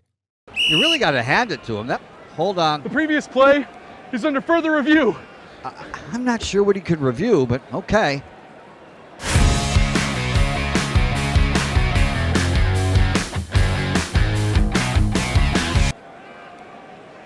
Sure has been a while. Dynamic Hurricane Grill and Wings for the football season. Well, there he is. Oh, what is that? Hey everyone, Olivia Tasley here from Action Sports Jax to tell you all the different ways you can watch our new 24/7 network. 3 easy steps. You don't even need a pen and paper to write it down. Step number 1, download the app. Search Action News Jax in your app store either on your phone or your smart TV. Then, once you're on the app, click on that little drop-down menu in the upper left-hand corner with the 3 little lines. That'll show you these options, and boom, right here, click Action Sports Jax 24/7, and you will be brought to our continuous stream channel. That app can be accessed through all these different platforms, whether you have Roku, Fire TV, Smart TV, Apple TV, or Google TV. You can find our app. Now, if you don't have access to the app, don't worry, we still got you covered. We're across all social media platforms from Facebook, Instagram, X, YouTube, Twitch. We have a podcast channel. Plus, check out our short reels on our TikTok. Action Sports Jax 24/7. It's on all the time and everywhere. Summertime means sizzling sales at Nimnick Buick GMC. The #1 Buick GMC dealer in Jacksonville has lots of inventory to choose from with their best price guarantee. Nimnick never charges above MSRP. You can save up to $10,000 off select new GMC Sierras or get rates as low as 1.9%. You know, I'm a truck guy. GMC Sierra, my trim level is an SLT. This one's an Elevation. Pretty good looking color as well. So here at Nimnick Buick GMC, you have a lot to pick from. My father-in-law, he drives this, an Enclave, so I feel like that GMC in the family. 2025 is coming around the corner, which means it's almost time to close out those 2024s this summer. You can schedule a test drive at NimnickBuickGMC.com, and while you're there, check your trade value and customize your payment options. Nimnick is there for you, even on Sundays. Visit the showroom on Phillips Highway or shop online at NimnickBuickGMC.com. Nimnick, your friends in the car business since 1941. GMC, we are professional grade. At Norvelle Realty, they understand that buying or selling a home is more than just a transaction. It's a life-changing experience. That's why their team of highly seasoned real estate professionals is dedicated to providing exceptional personalized service for all of their clients. Norvelle Realty, they take great pride in the relationships that they build and will always work relentlessly on the client's behalf to help them achieve their real estate goals. Buying or selling in our area, you can't go wrong. They've been around a long time. Norvelle Realty, I will vouch for them. Patrick Young will vouch for them. I've known Lee Norvelle for a long time. They've been in business here in our area since 1986. You don't stay in business that long without building trust and satisfying a lot of customers. Norvelle Realty, 904-388-4400, 904-388-4400, or check them out. Go to their website, drop them an email. Norvelle Realty at norvellerealty.com, Norville, as we welcome Mr. Brent Beard to the program. I do believe I hear him stirring around. Yeah, he's I don't think he's quite ready at the We'll get Brent. Well, while we're waiting, I want to throw this out, piece of news that's coming down via ESPN Gainesville, WRUF out of Gainesville, so I'm going to go ahead and go with this. I believe it's a legitimate source. Breaking news, elite Gator booster Gary Condren, and you may notice that last name from the Condren Baseball Stadium down in Gainesville, the brand relatively new baseball stadium, which is beautiful. Gary Condren has committed $1 million to Florida men's basketball after their national title win, it sounds like. So, boy, to the victors go the spoils. It's kind of like what we said about with Patrick. The brand, when your programs win, it becomes self-fulfilling to a degree, right? Yes, I mean, a snowball effect. Yeah, it really does. If your programs win, you get free exposure, which you saw with Florida, and this is not just a Florida thing. But then, the wallets open a little easier. The tickets get purchased a little easier. The booster contributions get a little bigger. And theoretically, if you don't screw it up, and it's hard to not screw it up, right? If you don't screw it up, Yeah. I mean, you still got to get the right players and the culture. I get all that. But money helps. Make sure they don't get a speeding ticket every 20 hours. Yes, exactly. Et cetera, et cetera. Whoa. But I do believe that we do have the Beard? world-renowned Mr. Brant Beard, Bishop. Mr. Beard, Florida picked up $1 million booster bonus. Gary Condren, he hadn't done enough yet. All he did was help build that baseball stadium, Condren Ballpark, for God's sakes. But Brent, I'd like to help. I just don't have an extra mill hanging around. Yeah, I agree with that. That's kind of tough to come up with that from your pocket right now. So I get that totally. Listen, I've got several things. I've got several things in college football and basketball. Fire away, buddy. Since we're talking basketball, let me get. Have you heard about Hurley in Denver? No. They just fired their coach. This just hit a little bit ago. Is Hurley, the UConn coach, has been in talks this week with Denver of the NBA, who just fired their coach. Yes. Now, my question to you is, look, I'm sure if you can coach, you can coach. But look, Terry, my thing with Hurley is, if you're the owner of the Nuggets, how do you deal with that volcanic? Can I say that? Yeah. How do you deal with him exploding at any moment? And there are type A aggressive coaches that get stirred up, and during the game they yell a little bit. And then there are Hurley and Bobby Knight type that you think they're going crazy at any minute. Yes. I mean, Hurley takes it to another level, doesn't he? And he's done it. Oh, yeah. And it's not just one or two times. He's got a reoccurring pattern of he looks like he loses control of himself sometimes. Yeah. And that they've had meetings this week. Probably, I don't know if they're in person or not. You know how that works. Yeah. You do a lot of stuff by Zoom. Now you do, yeah. At this point too. So that's another deal. Florida, my understanding is look. By the way, Jaron Stevenson from Alabama is in the portal. Okay. Along with Diabate, right? Diabate went to Kentucky, I think. He went to Kentucky. Matter of fact, you mentioned this the other day. Is Stevenson is a good-looking prospect, but he's not very productive. Yeah. Is the problem with it right now. Florida is in a race with North Carolina and St. John's for Xavier Lee, who is out of Princeton. Okay. Now, we don't need to talk anybody off the edge here. People in the portal, and I think Gator fans are smart enough to realize this because they've got a few of them. Just because these guys come from, look, absolutely basketball school. You follow me, Terry? Yeah, I know where you're going. Just because all these guys don't come from North Carolina and Indiana and in Kentucky doesn't mean they can't play. Hey, you think Florida's okay with an Iona portal edition, a Belmont portal edition, and a Florida Atlantic portal edition? The three guards that won the national title for Florida helped them. Yeah. Oh, yeah. So, and I think I saw his name, Xavier Lee, supposed to be a hot shot guard, right? Point guard. Scores a lot, assists a lot, and he's way up there on the list of everybody that wants a point guard, right? That's right. Oh, yeah. Listen, you got to have a good point guard. And I want you to get back to your news and notes. I love this, by the way. But to your recollection, will we start seeing some guys pop here in the next week or two? And that'll lead us right into football. But the basketball guys will make their decisions soon, right? Yes. Now, you've got some guys who are making decisions for the NBA, and they've got until they've got way too long to make that decision, Terry. Yeah. They really need to cut that situation down a lot more than it is.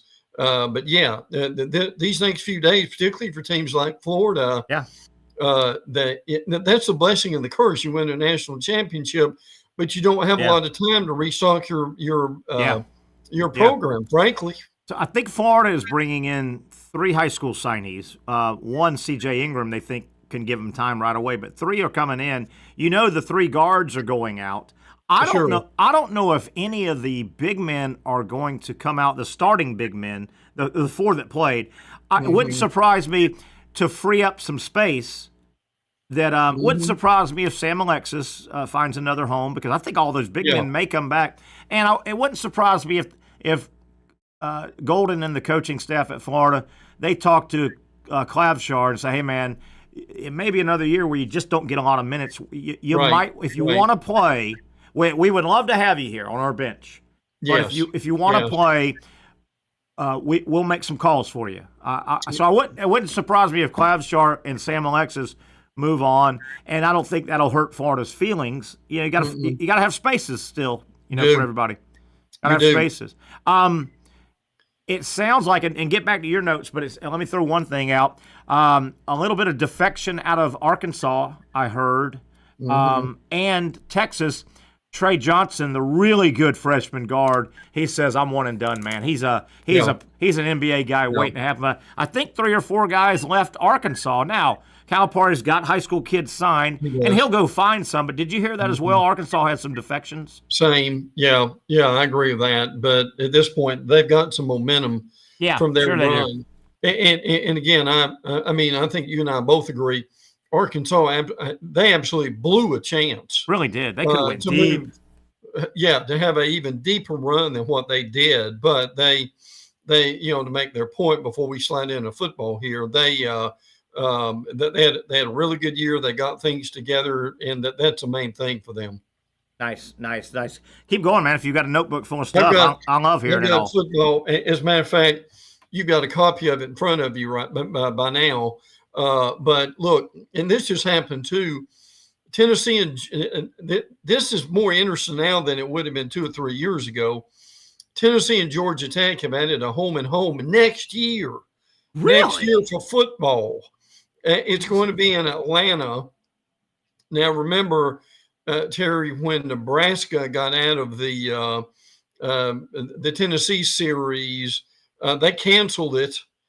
So they had, listen, I would guess there's nothing that makes an AD madder than have a team cancel a series on you unless it's an emergency. That would happen the following year. And that's what's happened with this. Wow. And I'll tell you one thing, right now, that's a pretty good game. Georgia Tech, who was it, Brent Key up there? Mm-hmm. Georgia Tech is playing good football now. It took him a couple years, and he must be a pretty good coach. Are you saying that it's going to be back-to-back years in Atlanta? Yeah, no, it's going to be to be more specific, next year in Atlanta, and in 2027 in Knoxville. Okay. Well, I'm sorry. I wouldn't. Atlanta. Atlanta's Georgia Tech. Yeah, I was. Yeah. You know where I was going, that neutral site. Yeah. Well, but to your point, Tennessee will still have more people there than Georgia Tech. And Tennessee doesn't mind playing any game in Atlanta, Georgia. Right? That's a great place for exposure. Great place for exposure. Brent, I love that game. I love that. I agree. Did they have? Did I mishear this? Do they have the date set, or is it going to figure out where they're going to plug it out? It's September 11th and September 12th. Oh my God! In consecutive years. So what that means is, wow. Here's the significance of that. You're going to have your better games on Labor Day weekend. This is basically the week after Labor Day weekend. I'm all for it, buddy. And you know, at that point, Florida's playing Long Island. And Georgia's playing Ball State and things of that nature. So that's going to be one of your better games. What a good Southern football game that is. Mm-hmm. And if Florida-Tennessee stays at late September, gosh darn, Tennessee's playing a good Georgia Tech team.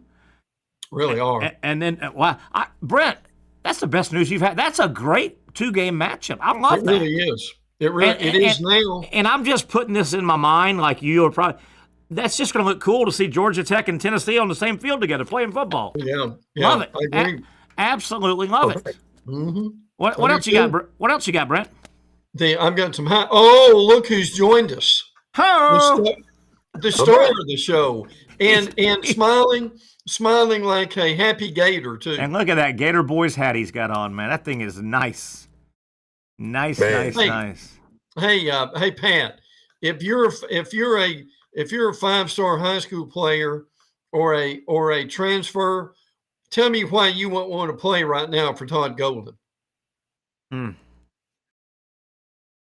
Oh, did we lose Pat? I think we lost him there for a second as well. You make a good point. You still have to make. Go ahead. Zach kicked me off for a second. Yeah. Did you hear Brent's question to you? Why would you not want? Go ahead. Yeah, style of play, man, and winning, and the coach, and why would you not want to? Yeah, and they have money too, so that always helps. Yeah, Pat. Did you hear? We got money to pay. Did you hear Brent's other? He's brought a lot of news to the show. He said rumors are that Denver, the Nuggets just fired their coach, even though they're going to the playoffs. There's talk, according to Brent Beard, that Danny Hurley and Denver people are talking. Could he make it in the NBA before some NBA player punches him in the face? Yeah, really. Right? Pat, how quickly could he get in trouble in the NBA, Pat? Those guys. Oh my God, I don't think he makes it through spring training or training camp. I don't think he makes it through training camp, man. Are you serious? Yeah. Pat, I don't know if you heard this as well. I want your comments on this. I know you love college football as much as we do. Brent Beard just reported that Georgia Tech and Tennessee have agreed to a 2-year contract starting not this coming year, but next year in Atlanta. I love that game. Georgia Tech's playing good football right now. Georgia Tech, Tennessee, 2 years in a row, early September. I'll take that and run to the house, Patrick Young. Mm-hmm. No, I still don't forgive Georgia Tech over losing to Georgia. I don't. Yeah. They had them. I don't care. They had them. Brent, go. I'm so angry about that. Yeah, they had them. Brent, go back to your notebook. Brent, go ahead. There's a decision that's supposed to be getting made here soon, a big one. Yeah. The house and all that. Yeah. I was going to mention that, Pat. That's a great segue. Thank you for that. There's a district judge, Claudia Wilkin, that is supposed to rule on this decision. What we're talking about is it's the House versus the NCAA. This is this big deal that they think is going to be done by July.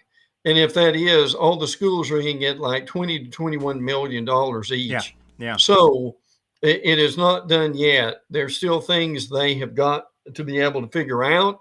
They've got some issues the judge wants taken care of before she actually signs off on it, but they're very close to it. Yeah. I mean, one of it is paying $2.8 billion in damages by the NCAA. That would go back. But to Terry, help me on this. That would go back 16 like 10 years. Yeah, 2016, I think it is. And some of those back athletes, not quite Patrick Young's area. Yeah, unfortunately. But they're going to get a little back pay, it looks like, because they were not allowed. And I don't know how lawsuits, but they have lawsuits against them from like Jim Valvano's team. Yeah. Oh yeah. Like there's so many things dating back of athletes. Like, so I'm so curious.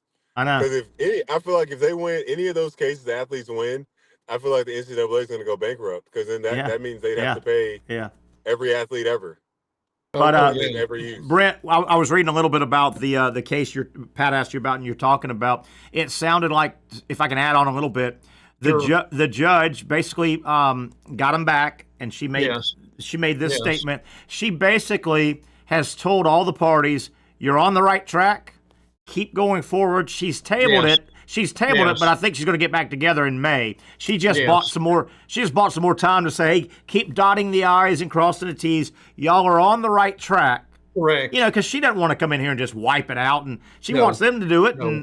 And so, yeah, Pat and Brent, it's getting close. It's getting close. Once this gets approved and there's a salary cap, I think contracts start falling into place for the players, and the wild west starts getting tamed a little bit. There'll be many more regulations, and it won't be every year free agency.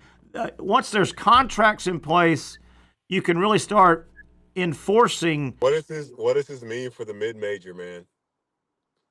What is all that going to mean for the mid-major? I don't know. Hey, give them some of your war chest, Pat. You got a lot of money. Give them some of your money. I mean, can give JU $1 million, Pat, right now. Do it. Can North Texas, North Alabama, they have $20 million to? But but again, I always come back to, should the University of Alabama fund North Alabama? I don't think so. I don't think so. And that has been the crux of this argument for years now. I don't think it's their place. I agree. But I tell you, though, Pat brings up a good point, because now look, this is going to take care of itself somewhere down the line, because all three of us know there's going to be a meeting of the minds, and we're going to get this down to about 64 teams. Sure we are. Sooner than later is the reality of it. Now, of all things, I've got a high school note that I want to bring up. What do you got? We went to high school. I graduated high school. I don't know if Pat did. And I think both of you would appreciate this. In the state of Alabama, their public television, we've got these public TV channels, don't we, Pat? Sure, yeah. That we've got you've got Clifford the Big Red Dog on there in the afternoon, and you've got you've got National Geographic there on at night. Well, this is the AHSAA network. Now, they have done for the last several years, they have done they've done what they call I think it's the Super Six, that the best teams, that they find it out in Birmingham or wherever they play it, and they actually televise these games. It's kind of like what Terry and I used to do, Pat. Yeah, years ago, television.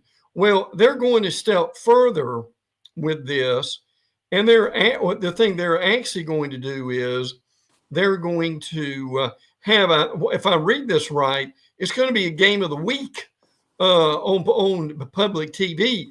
Listen, I've always thought here in football and basketball in this city, we ought to have a game of the week on some station. I don't know if it necessarily be public television or not, but I love this idea. We tried. I remember trying to pitch that to the local Comcast for years, and said, "Hey, y'all," and they have to do so much public broadcasting anyway by charter of the FCC and all, and you could never get them to commit.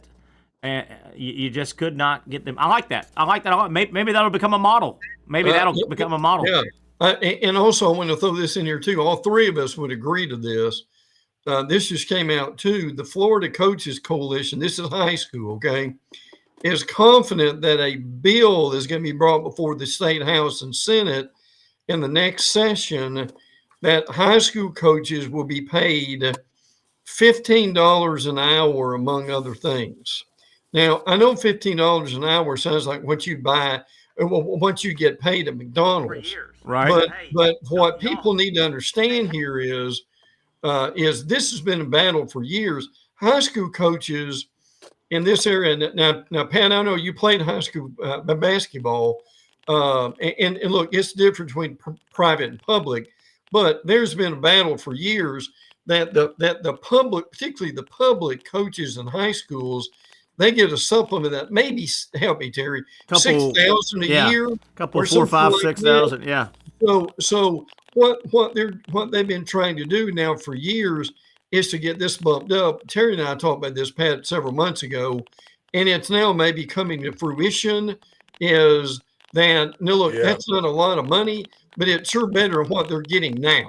Would that $15 an hour be in addition to their stipend, or could you make more? Could you make if they started turning in hours That 15 an hour may make them much more than 4,000. Well, you know? Yeah. Well, you're not joking and Patrick, you're probably aware of this. A lot of our viewers may not be. Patrick, you are probably because of the great high school coaches you played for. High school coaches in the state of Florida, it's been notorious that we've lost a bunch of our good coaches right across the state line. Georgia pays a lot better. Right. A lot better. They're a lot more lenient. And we've lost coaches year after year right across the state line. We need to get that money settled. And Pat, you know, man. Brent, you know. Man, high school coaches in all sports, man, they put in a lot of time.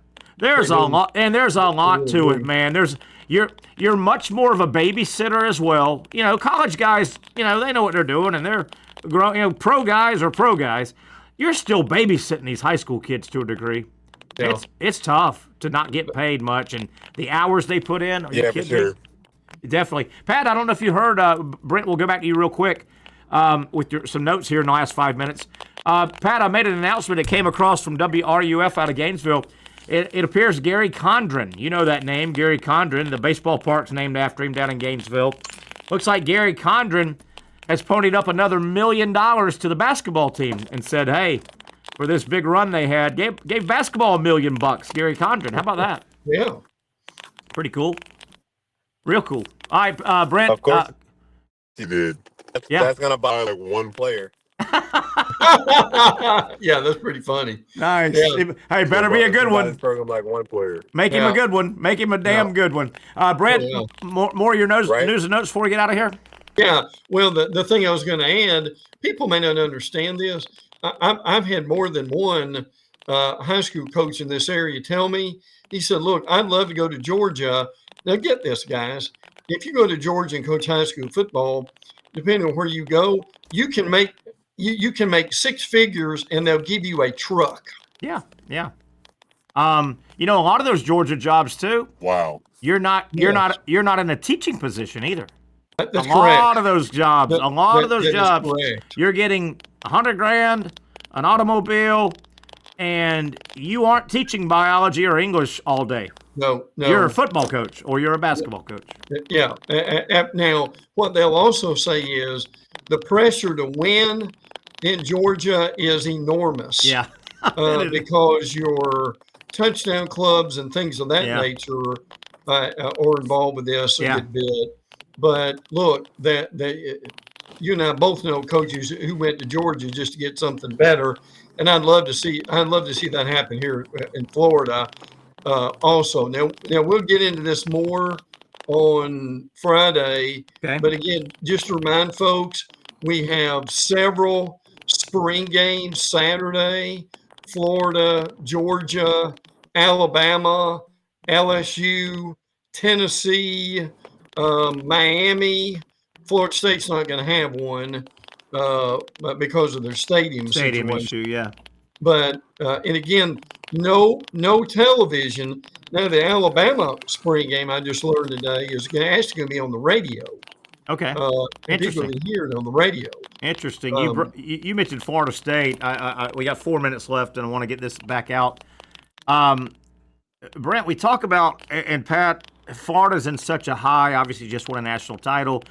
The Florida brand, man, FSU, they're scuffling around trying to get relevancy.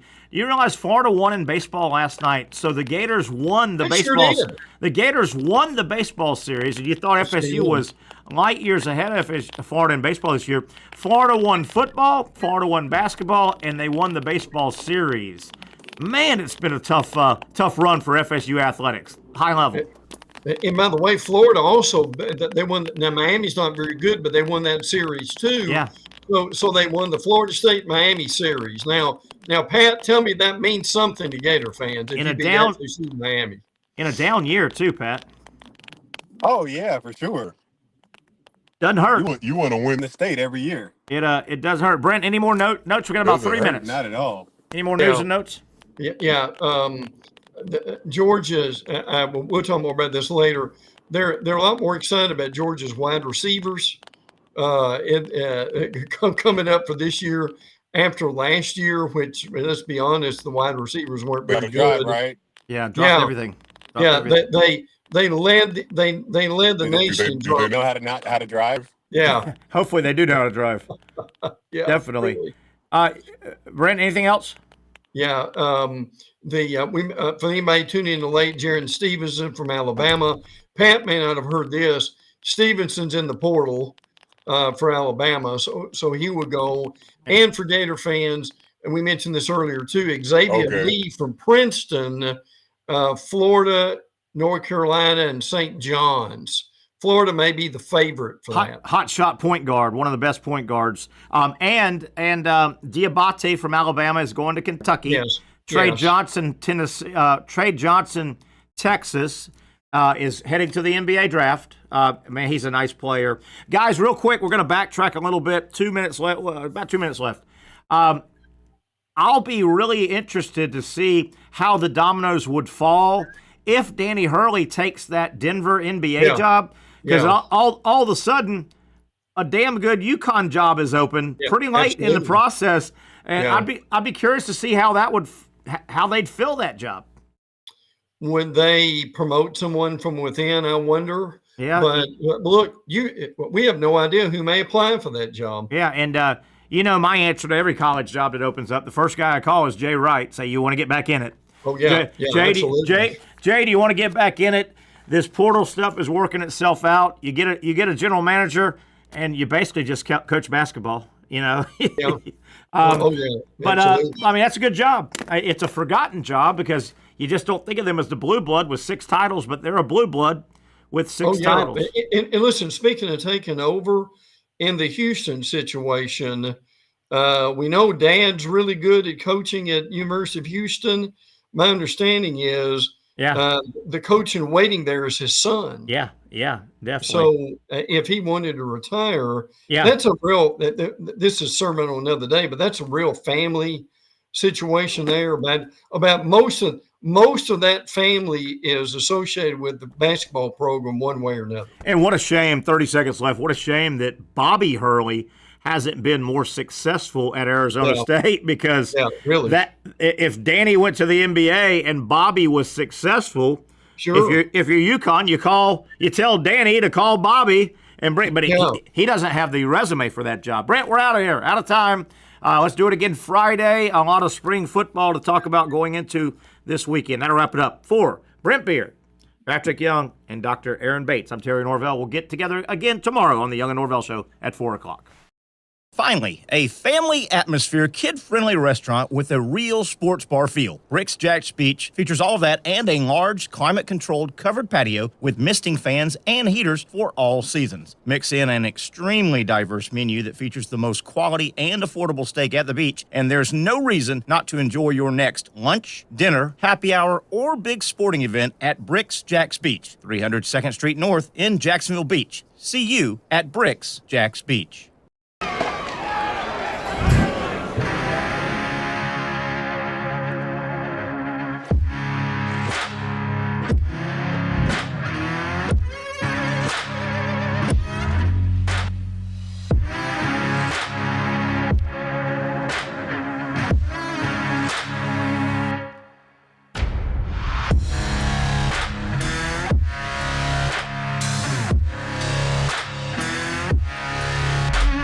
For over 20 years, Southeast Orthopedic Specialists has been providing the highest level of orthopedic and spine care to patients throughout Northeast Florida. Now, we're making that same great care even more convenient with Southeast Orthopedic Specialists Direct, a walk-in clinic where you can be seen for pain or injuries with no appointment needed. Staffed by orthopedic physicians and specialists, we offer everything from diagnosis and treatment to imaging and bracing, all with no appointment needed. For more information, hours, and locations, visit our website.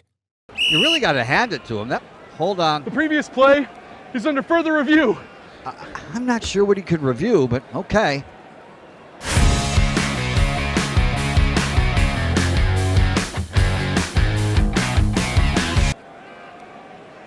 Sure has been a while.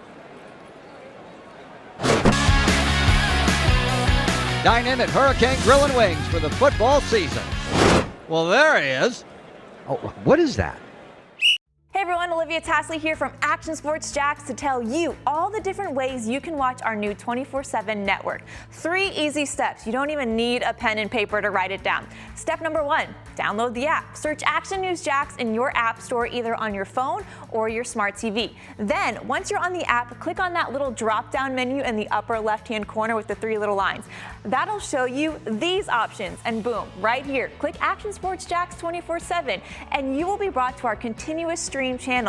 That app can be accessed through all these different platforms, whether you have Roku, Fire TV, Smart TV, Apple TV, or Google TV. You can find our app. Now, if you don't have access to the app, don't worry, we still got you covered. We're across all social media platforms from Facebook, Instagram, X, YouTube, Twitch. We have a podcast channel. Plus, check out our short reels on our TikTok.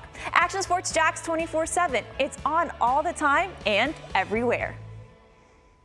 Summertime means sizzling sales at Nimnick Buick GMC. The #1 Buick GMC dealer in Jacksonville has lots of inventory to choose from with their best price guarantee. Nimnick never charges above MSRP. You can save up to $10,000 off select new GMC Sierras or get rates as low as 1.9%. You know I'm a truck guy. GMC Sierra, my trim level is an SLT. This one's an Elevation. Pretty good looking color as well. So here at Nimnick Buick GMC, you have a lot to pick from.